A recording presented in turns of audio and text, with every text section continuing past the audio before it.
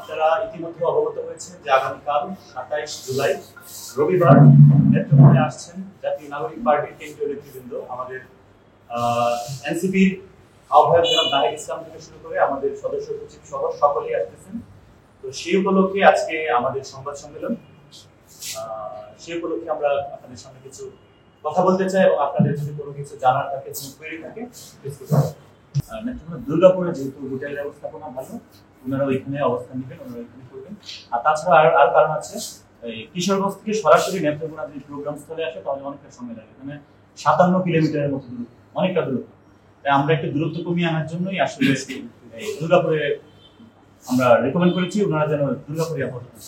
Super fresh fortified soybean তেল, শুরু হোক হেলদি লাইফের জার্নি।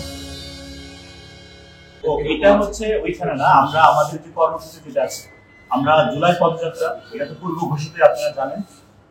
এছাড়াও আমরা পদযাত্রা করবো, মোটামুটি একটা মত বিনিময় সভা হবে, এখানে কিছু স্পেশাল ইভেন্ট থাকবে।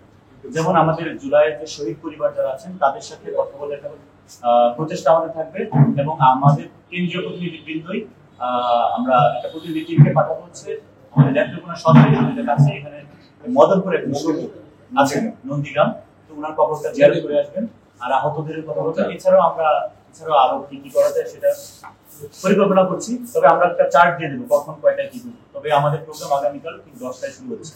আমাদের সমাবেশের নির্ধারিত স্থান হচ্ছে পুরাতন ফৌজদারি মাঠ, মুক্তারপাড়, এবং আমরা এখান থেকে যে পদযাত্রা হবে সেই পদযাত্রাটা বড় বাজার, ছোট বাজার, বড় বাজার হয়ে তেরিবাজার মোড় হয়ে আক্রান মোড় হয়ে বড় বাজার দিয়ে ঘুরে আবার আমরা শহীদ মিনার দিয়ে আবার পুরাতন ফৌজদারি মাঠে আসবো।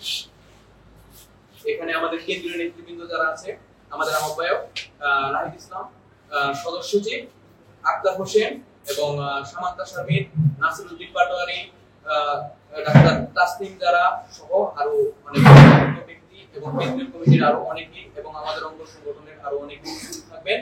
আমাদের দেশব্যাপী যে জুলাই পদযাত্রা হচ্ছে সেই পদযাত্রা থেকে আমাদের শপথ হচ্ছে দেশ বিনির্মাণে অংশগ্রহণ করা এবং এনসিপি যে তরুণদের নিয়ে যে বাংলাদেশ গড়তে চায়, এনসিপি যে শীর্ষ নেতৃবৃন্দ যে বাংলাদেশে গণ অভ্যুত্থানের সাক্ষী, তারা মানুষের কাছ পর্যন্ত যেতে চায়, সেই প্রচেষ্টাগুলোর ধারা অব্যাহত থাকবে। আপনারা জানেন ইতিমধ্যে সারা বাংলাদেশ ব্যাপী আমাদের জুলাইয়ের পদযাত্রা হয়েছে।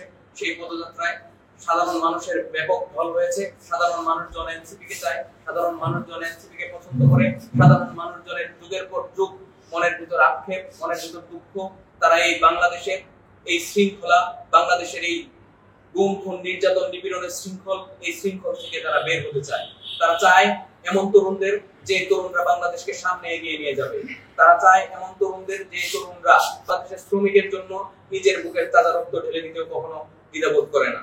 তারা চায় বাংলাদেশের কৃষক থেকে, শ্রমিক থেকে, সাধারণ মানুষ থেকে প্রধানমন্ত্রী হোক। এনসিপিও তাই চায়। এনসিপি তার বার্তা নিয়ে সারা বাংলাদেশে যেভাবে ছড়িয়ে যাচ্ছে সেভাবে আগামীকাল নেত্রকোনায় তারা অবস্থান করবে। আমরা চাই নেত্রকোনাবাসী সার্বিকভাবে সহযোগিতা করবে। সাংবাদিক সমাজ আছে, তাদের প্রতি আমরা অতীতের মতোই কৃতজ্ঞ, তারা আমাদেরকে সবসময় সহযোগিতা করেছেন। প্রশাসন অনেক আন্তরিক। জেলা প্রশাসন, নেত্রকোনা একটি সামাজিক সম্প্রীতির অঞ্চল।